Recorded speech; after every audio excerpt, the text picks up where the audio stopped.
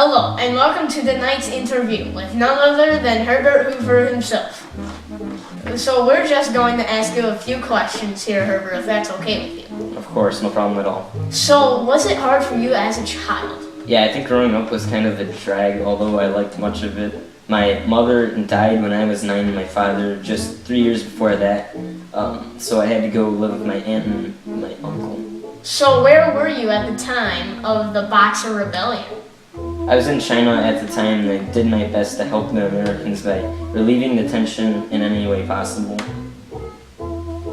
After the rebellion, what did you do? Afterwards, when World War I started, I helped the Americans out of Europe as they were in danger. Fair enough. So how was your election run? Would you say that you got in easily? Well, sir, obviously it was no easy task. I did win by a landslide, though. I believe I ran against Alfred E. Smith. Yes, that was his name.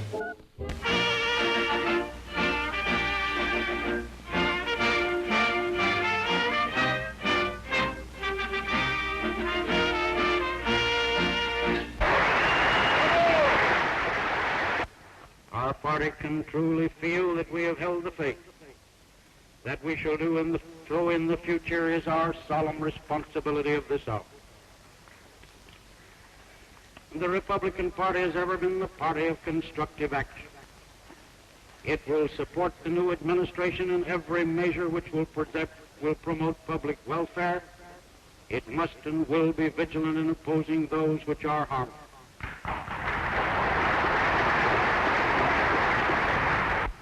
Further steps towards economic recovery is the most urgent problem before the entire world. Ceaseless effort must be directed to the restoration of confidence, the vanquishing of fear and of apprehension, and thus the release of the recuperative spirit of the world. So where did you go to school?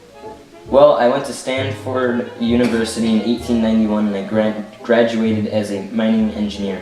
Besides helping those stranded in Europe, what other roles did you play in World War I? Well, when the war started, Wilson appointed me as head of the National Food Administration. I love food a lot, so that was a good job. We promoted the conservation of food during the war. How did you feel about this depression? Did you feel it was somewhat your fault? Well, no, absolutely not my fault, although I did my best to stop it, urging employers not to cut pay or lay off workers. But by God, the people of this nation still thought it was my fault. So how did you take to being the new president? Actually, I was pretty excited, as I was the first president to get a telephone on my own desk in the Oval Office. Hey, did you have anything to drink? My throat is kind of dry. Here, have some Pepsi Cola. Splendid. Okay, so what are your hobbies, sir?